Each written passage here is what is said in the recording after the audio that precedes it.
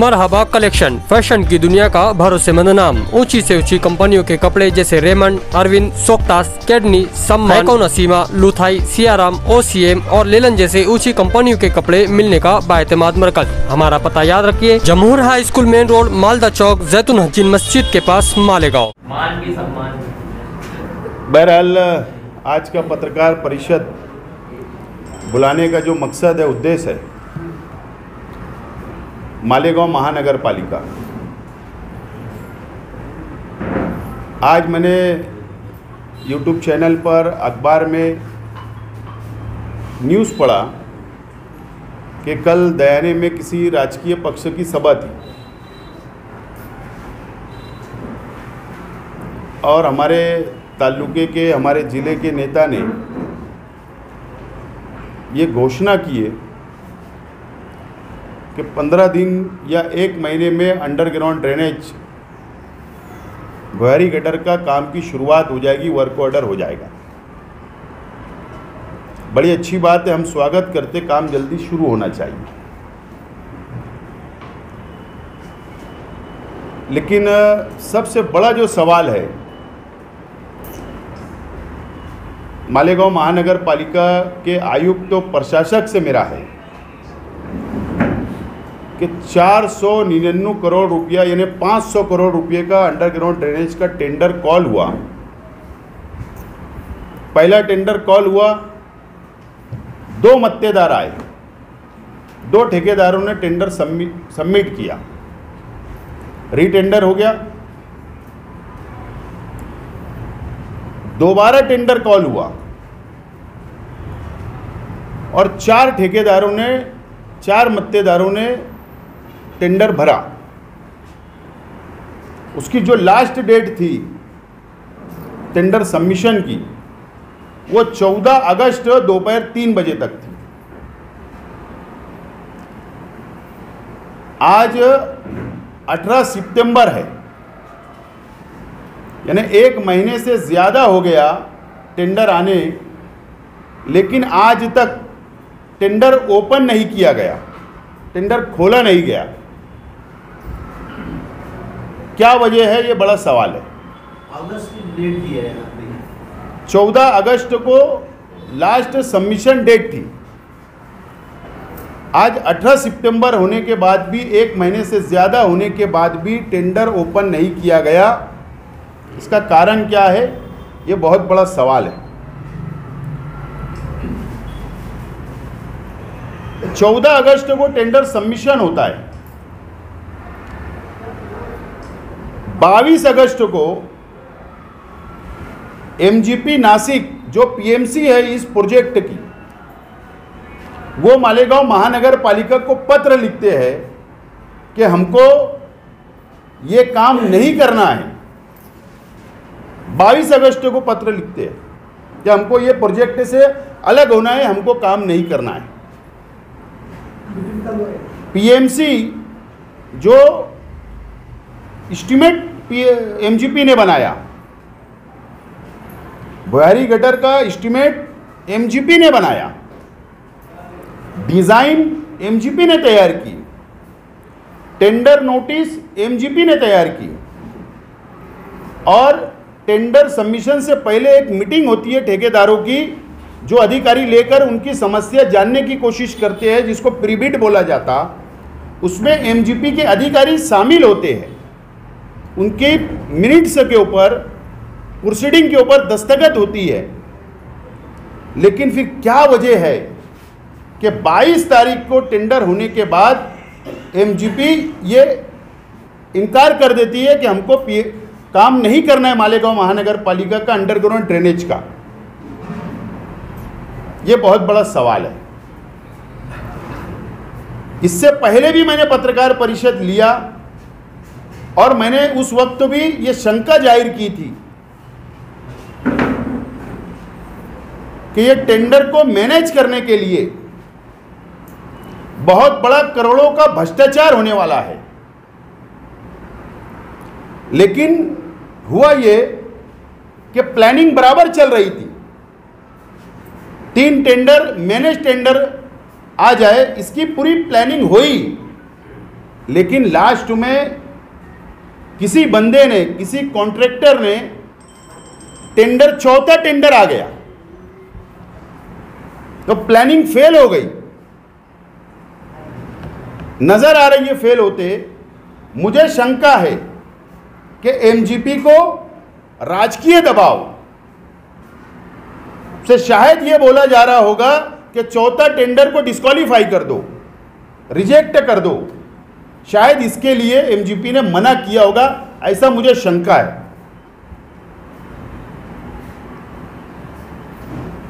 मैं आज भी बोल रहा हूं, किसी को याद होगा या नहीं, मैंने प्रेस के सामने एक बात बोला था कि कल्याण की ईगल कंपनी को टेंडर देने के लिए पूरा संयंत्र रचा जा रहा है, और जो 4 टेंडर आए उसमें ईगल कंपनी ने भी टेंडर भरा है।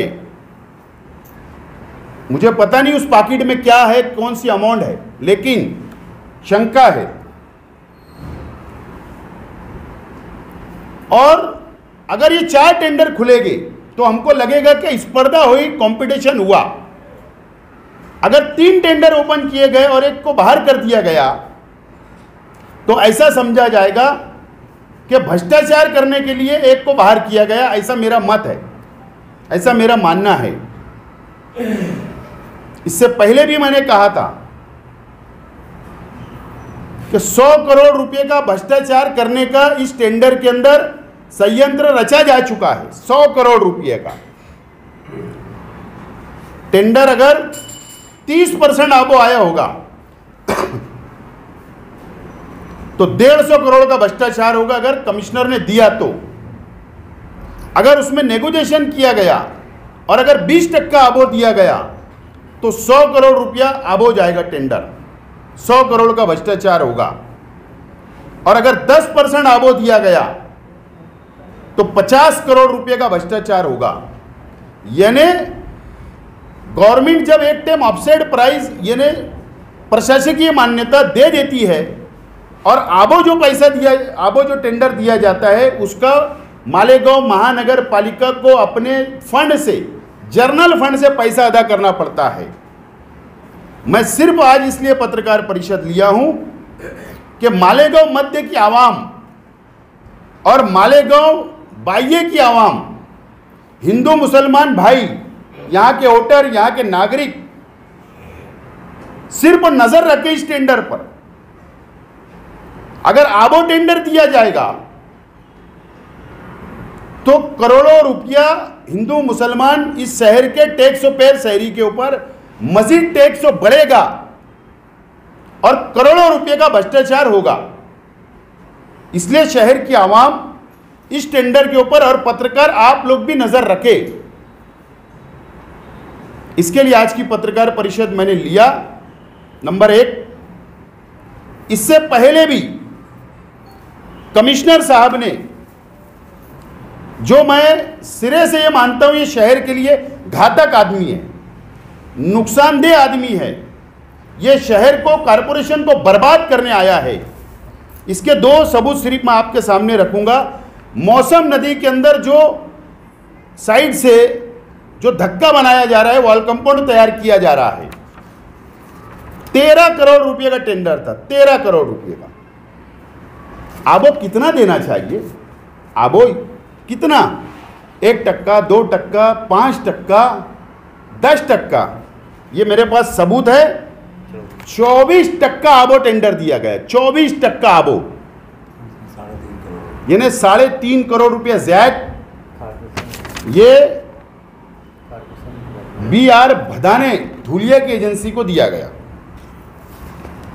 ये एक्स्ट्रा पैसा कारपोरेशन के जेब से जाएगा। नंबर 1, 100 करोड़ रुपये का जो बोले शहर का विकास, शहर की काया पलट हो रही है, 100 करोड़ का टेंडर भी, क्या नाम है भी, BR नहीं, वो नहीं है, ये है 100 करोड़ रुपए की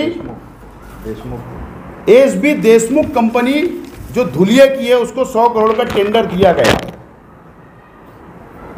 आबो 1% दो, 2% दो, 10% आबो उसको भी दिया गया। 10 करोड़ रुपया हमारा जाने वाला। ये सिर्फ मैंने 2 मिसालें आपके सामने रखा हूं और मेरे पास काफ़ी बहुत सारे सबूत है जो तकरीबन 70% टेंडर, जब से प्रशासक राज आया 70% टेंडर आबो गए हैं। 70% कोविड के अंदर, दवा गोली के अंदर, मेडिसिन में, बांधकाम में, सब आबो टेंडर गए। ये शहर का को ये प्रशासक ये शहर के लिए घातक है। मैं इसके लिए बोल रहा हूं कि आपको 31 जुलाई 2018 बदनापुर नगर परिषद जो ठाणा डिस्ट्रिक्ट में आती है, वहां पर ये कमिश्नर साहब चीफ ऑफिसर थे। वहां पर इससे पहले भी मैंने कहा कि 112 करोड़ का टीडीआर घोटाला इन्होंने किया। इनके ऊपर गुना दाखिल हुआ। गुना दाखिल करने के बाद पुलिस ने महाराष्ट्र गवर्नमेंट नगर विकास डिपार्टमेंट से लेटर दिया, पूरा सबूत दिया कि हमको ये कार्रवाई आगे बढ़ाने के लिए आपका डिपार्टमेंट का अधिकारी है, इसके ऊपर गुना दाखिल है, हमको आगे कार्रवाई करने की इजाज़त दो। आमतौर पर गुना दाखिल करना या उसके ऊपर कार्रवाई करने के लिए कमिश्नर हो या चीफ ऑफिसर हो, उसके लिए नगर विकास डिपार्टमेंट से परमिशन लेना पड़ता। नगर विकास डिपार्टमेंट ने 2018 में 31 जुलाई को क्या कहा, मेरे पास पत्र है।